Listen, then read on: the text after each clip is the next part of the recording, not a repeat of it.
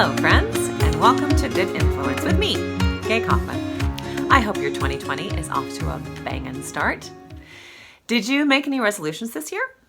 I made a few, but since so many resolutions are about health and well-being, I thought it would be a good idea to talk a little bit about self-care for the next couple of weeks. Self-care of body, of your mind, and of your spirit. So why self-care? Well, it's a term that gets thrown around a lot, and a lot of it is by the beauty care industry because they're trying to get you to buy their masks or their nail polish or their facials or whatever, their skincare. And but it's more than skin deep. It is really important. Self-care is much more about taking care of yourself, taking care of your body and your mind, so that you are able to function as your best and highest self, so that you are really not functioning at 80% or 60%, but at 100%, so that you can really shine your light the brightest possible in the world, because as I've said before, the world needs you. So today we're going to start with talking about the body and taking care of it. I think it's really important to take care of your body. We just get the one, and it's a really amazing machine if we take care of it and we use it properly. I mean, the fact that we can think a thing and then our body does the thing, and then blood pumps through us and our muscles work and all of that stuff is just, it's really amazing, and it's a gift, and I feel like we really should take care of it. I've been on my own fitness journey for the last several years, and honestly, I could talk health and fitness and nutrition all day long, but I will not. I'm just gonna touch on a few things that might be some good tips for you in the coming year. The first one is exercise. This is not going to be a surprise to most of you, but you may not think of it through the self-care lens. It is self-care, however. You really have to take care of your body, and one of the best ways to do it is through exercise. Exercise is not just great for your body, but it's also great for your mind and spirit, which I'll talk more about in the coming weeks. But it's a really important beginning of how to take care of your body. It may not be your idea of a good time, but it is self-care. Now, everyone knows that you're supposed to exercise. That's like, I don't know, body 101 or fitness 101 or something. But there's a lot of excuses for why we don't. And the number one excuse, I think, is I don't have time. And listen, I get it. This was my excuse also for many, many years. Years ago, when I really got going on my most recent chapter of my fitness journey, I was a mom. I had a young child. I was working full-time. I have an acting career. I was busy at church. I was busy with my family. And I looked at, my day, and I thought, there's no room to give. There is no place that I can fit in exercise on a regular basis, maybe once a week or something like that. But I just couldn't fit it in on a regular basis. And so I really looked objectively at my day, at where, if I was going to exercise, where would it be? And I realized that the only place that I could find that was going to work for me was to get up earlier. Now, this did not make me happy. I am not a morning person, and it wasn't easy. But I found a boot camp that was close to my house that I could pretty much roll out of bed and get to at 6:30 a.m. And so I started getting up at 6 o'clock in the morning and going.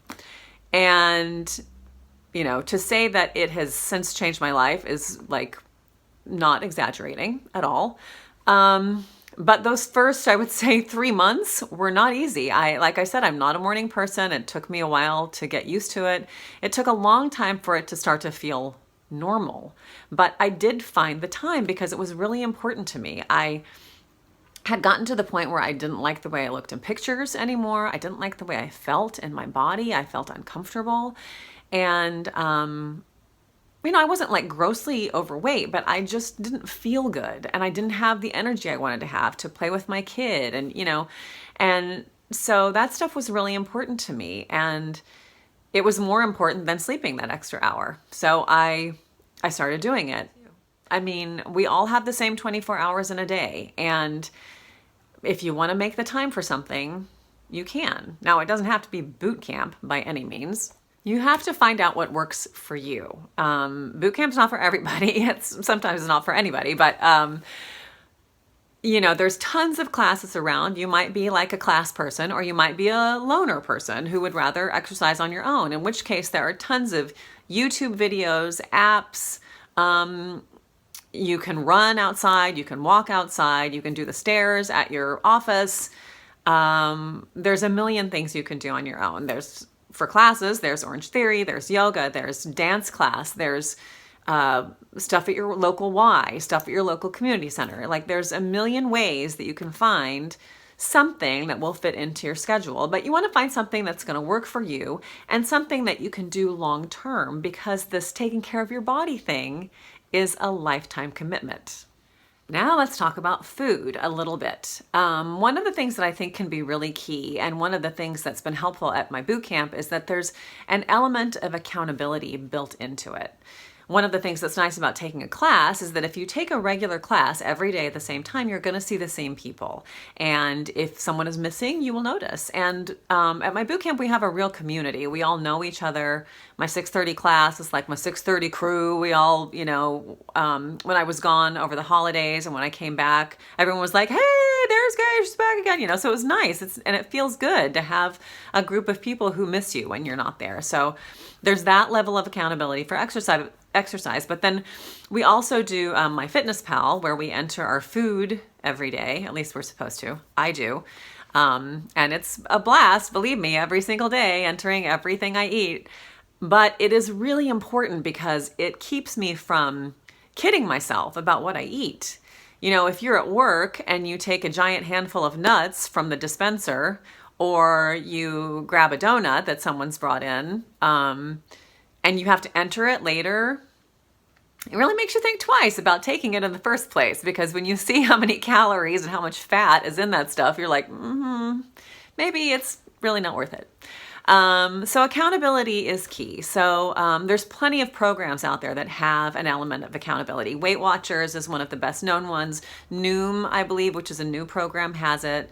And I know that there are lots of other boot camps and classes that do the same kind of thing, or there's personal coaching, or you could also just grab someone else, a like-minded friend who could be your accountability partner, and you guys can talk to each other every day. You can both download MyFitnessPal, you can friend each other. There's other apps, by the way, that doesn't have to be MyFitnessPal, but you can friend each other, you can check on each other's food, you can keep each other accountable every day, or you can just write things down. If the app is too much for you, write it down. That's okay. The thing that is good about MyFitnessPal is that once you've entered stuff, if you eat the same things on a regular basis, it gets much, much easier to enter as you go. So I highly recommend doing something that will keep you accountable.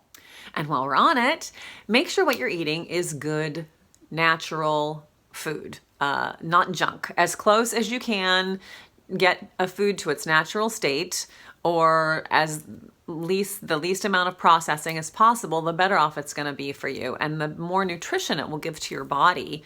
Try to get junk out of your house. The problem with having chips and cookies and Cheez-Its in your house is that you're going to eat them. And this is true for me, just like it's true for anybody. And it's true for anybody no matter how healthy you are, there's only so much you can do if you have stuff in your house. And if you have it for your kids, then, keep it limited. Don't touch it for yourself, or don't have it for them either. They don't need to be eating Oreos any more than you do. Here's a little tip from me, when this is just for me, but I love to bake. It's like one of my favorite things to do. It makes me so happy, and it just makes me feel good. And I love to do it. But when I bake, I will have a little bit of cookie dough, because that's usually what I bake. I love cookies. I will have a little bit of cookie dough because I'm not a robot. I have to have something every once in a while. And then I might have 1 or 2 cookies, and then I give the rest of them away. And so my office benefits, my friends benefit.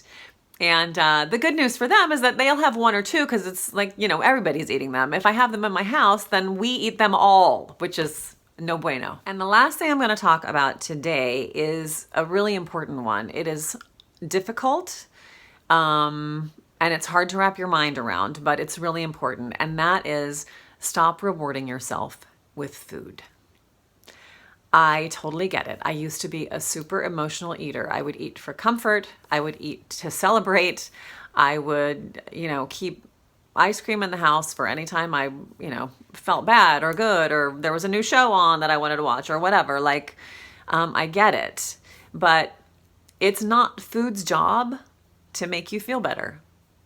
There are other things that you can reward yourself with. And the more that you can stop seeing food as a reward and start seeing it as fuel for your body to keep you moving, to help your muscles grow, to help feed your mind, to do good things for your body, the more you can see it as that instead of as a reward, the better off you will be. And I really don't mean that you can't ever reward yourself if you've run a marathon or it's your birthday. That's fine. Enjoy your meal.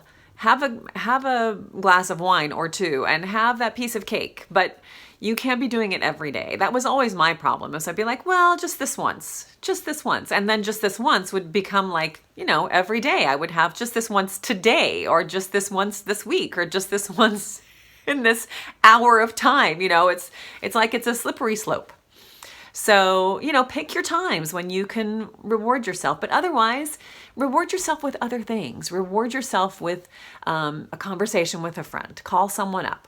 Reward yourself with one of those masks we were talking about earlier. Reward yourself with a day at the spa. Reward yourself with an iced coffee that doesn't have a bunch of cream and sugar in it.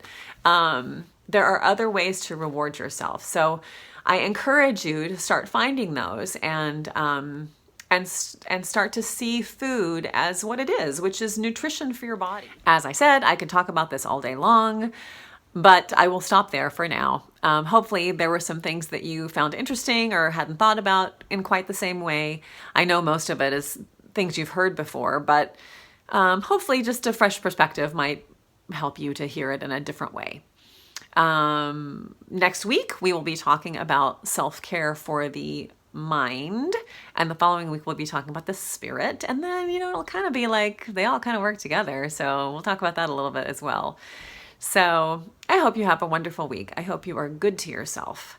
I hope that you are a good influence in your little corner of the world, and that you use your influence to be kind, to be patient, to spread your light, to be your best possible self, and to take care of yourself and the people around you.